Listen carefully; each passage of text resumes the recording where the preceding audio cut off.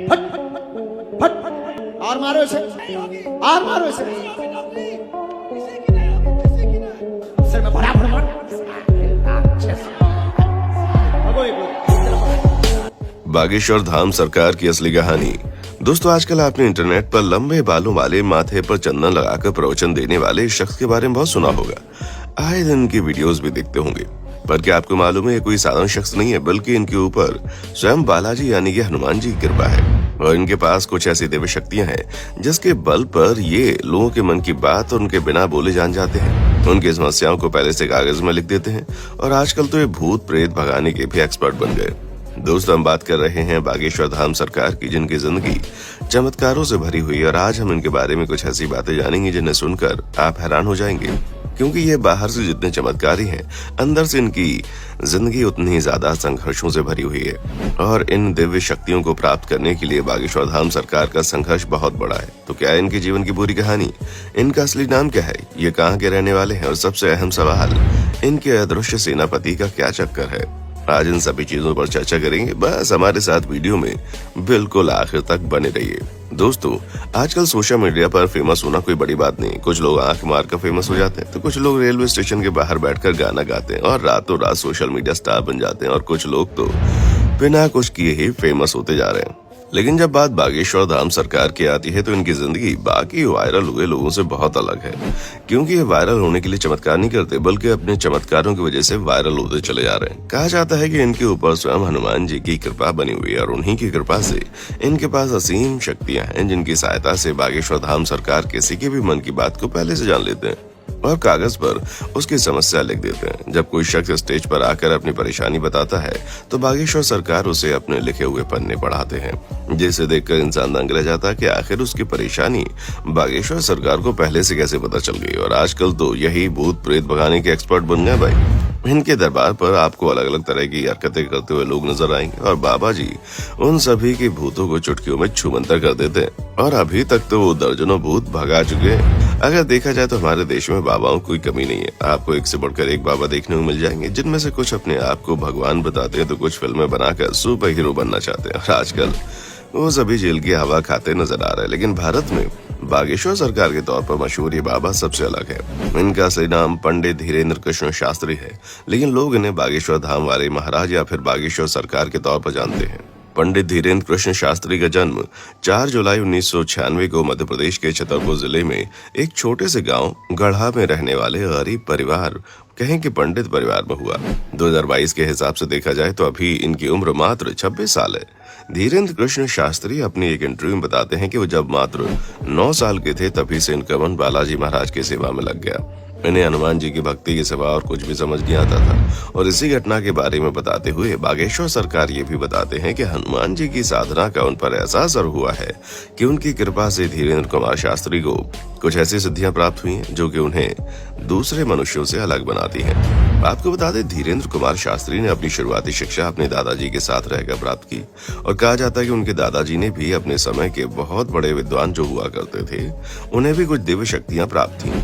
इनके दादाजी भी दिव्य दरबार लगाकर लोगों की समस्याओं का हल करते थे, और धीरेन्द्र कुमार शास्त्री अपने दादाजी को अपना गुरु मानते हैं, क्योंकि अपने दादाजी के साथ रहकर इन्होंने रामायण और गीता जैसे धार्मिक ग्रंथों का अध्ययन किया और ईश्वर की भक्ति में लीन हो गए। पर अगर हम इनकी प्रारंभिक शिक्षा के बारे में बात करें तो इन्होंने अपने गाँव के ही एक स्कूल में 8वीं तक पढ़ाई की थी, और फिर उसके बाद अपनी आगे की पढ़ाई पूरी करने के लिए धीरेन्द्र कुमार शास्त्री गांव से 6 किलोमीटर दूर जाया करते थे, क्योंकि इनके गांव में केवल 8वीं तक की पढ़ाई की सुविधा थी। उसके आगे की पढ़ाई के लिए काफी दूर जाना पड़ता था, और ठीक ऐसा ही इन्होंने अपनी ग्रेजुएशन के टाइम पर भी किया। 12वीं की शिक्षा प्राप्त करने के बाद धीरेन्द्र कुमार शास्त्री ने बैचलर ऑफ आर्ट में अपना ग्रेजुएशन पूरा किया। लेकिन अपने ग्रेजुएशन के दिनों से ही धीरेन्द्र कुमार अपने दादाजी की तरह बालाजी महाराज की सेवा करने लग गए। आपको बता दें, इनके घर के पास बालाजी का यानी कि हनुमान जी का बहुत पुराना मंदिर है, जहां पहले इनके दादाजी दरबार लगाया करते थे। लेकिन इनके दादाजी की मृत्यु के बाद दरबार कुछ सालों तक खाली रहने लगा। लेकिन धीरेन्द्र कुमार शास्त्री ने हनुमान जी की सेवा करनी नहीं छोड़ी। तभी तो कुछ ही समय में धीरेन्द्र कृष्ण शास्त्री के ऊपर बालाजी और उनके स्वर्गीय दादाजी की ऐसी कृपा हुई कि उन्हें असीम शक्तियों का एहसास होने लगा। उन्हें महसूस होने लगा कि वो लोगों के मन की बात पहले से ही समझ सकते हैं, उनके दुखों का निवारण निकाल सकते हैं। इसीलिए धीरे धीरे कृष्ण शास्त्री ने लोगों के कष्टों को दूर करना शुरू कर दिया और जब इन्हें विश्वास हो गया कि इनके अंदर भी अपने दादाजी की तरह दिव्य शक्ति है तो इन्होंने भी अपना दरबार लगाकर लोगों की मदद करनी शुरू कर दी और यहीं से लोग इन्हें बागेश्वर धाम सरकार के नाम से जानने लगे, जहां भी हर मंगलवार और शनिवार को अपना दरबार लगाते हैं, जिसकी अर्जी लगाते हैं उसे धीरेन्द्र कृष्ण अपने पास बुलाते हैं, उसकी समस्या को उसके बिना कुछ बोले उसके सवाल और सवालों का हल एक पर्ची में लिख देते हैं। अब कई सारे लोग तो धीरेन्द्र कृष्ण शास्त्री के इस चमत्कार को ढोंग कहते हैं, कुछ तो इनके चमत्कारों पर विश्वास नहीं करते, लेकिन बहुत बड़ी संख्या में ऐसे लोग मौजूद हैं जो धीरेन्द्र कृष्ण की हर एक बात को सच मानते हैं। इनके दरबार में जाने वाले इनके चमत्कारों से पूरी तरह से अवगत है। उन्हें मालूम है कि धीरेन्द्र कृष्ण शास्त्री कोई आम मनुष्य नहीं है। वैसे आपका बागेश्वर धाम सरकार के चमत्कारों पर क्या कहना है? क्या आप इन्हें सच्चा मानते हैं या फिर आपको भी ये सब कुछ ढोंग लगता है? अपना जवाब हमें कमेंट सेक्शन में आकर जरूर दीजिएगा। अब जाहिर सी बात है, जिस देश में बाबाओं का इतना ज्यादा बदनाम किया गया है, वहाँ पर अगर कोई 26 वर्षीय शख्स अपनी दिव्य शक्तियों से लोगों को हैरान करेगा तो सवाल तो उठेंगे और उन्हीं सवालों का जवाब ढूंढने के लिए कई मीडिया कर्मी बाबा के दरबार जा चुके हैं, लेकिन वहां जाकर मीडिया वालों को ये बिल्कुल समझ नहीं आया कि आखिर धीरेन्द्र कृष्ण शास्त्री कैसे लोगों के मन की बात जान लेते हैं। वैसे इनके बारे में एक बात ये भी मशहूर है कि इनका एक सेनापति भी है जो किसी को भी दिखाई नहीं देता। वो सेनापति धीरेन्द्र कृष्ण शास्त्री को लोगों के भूत भगाने में सहायता करता है। अब इस बात में कितनी सच्चाई हमें नहीं मालूम, लेकिन बागेश्वर धाम सरकार के भक्तों की ये बात पूरी तरह सच लगती है और वो मानते हैं कि कहीं ना कहीं बाबा के पास ऐसी शक्तियां हैं जो उन्हें औरों से अलग बनाती है, वरना उनके दरबार पर इतने सारे लोगों की भीड़ कैसे लगती और कैसे भी वो बिना कुछ कहे लोगों के मन की बात जान लेते हैं। अब हम धीरेन्द्र कुमार शास्त्री के परिवार की बात करें तो इनके परिवार में माता पिता के अलावा इनका छोटा भाई भी है, जहां इनके पिता का नाम है राम कृपाल गर्ग, वहीं इनकी माता का नाम है सरोज गर्ग। इसके अलावा अपने परिवार की कुछ तस्वीरें साफ साफ आप देख सकते हैं, जहां ये अपने परिवार में अपने परिवार वालों के साथ रहते हैं। इतनी बड़ी हस्ती होने के बावजूद इन्होंने अपने रहन सहन का तरीका बिल्कुल नहीं बदला।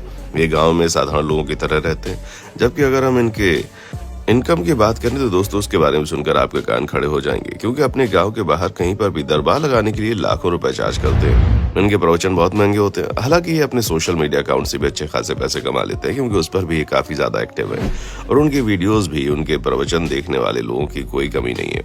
अगर हम इनके नेटवर्थ की बात करें तो दोस्तों अभी तक इसकी कोई जानकारी नहीं है, लेकिन हाँ, जिस हिसाब से ये बाबा लोगों के बीच में प्रचलित है और इनके दरबार में हजारों लोगों की भीड़ जुटती है, उसको देखकर ये कहना गलत नहीं होगा कि ये करोड़ों रुपए के मालिक बन चुके हैं। ऑल टोटल दोस्तों अगर कहा जाए तो बागेश्वर धाम सरकार की नजरों में, लोगों की नजरों में बागेश्वर धाम सरकार एक दिव्य व्यक्ति हैं, जिनके अंदर साधारण लोगों से कहीं ज्यादा शक्तियां मौजूद हैं। तभी तो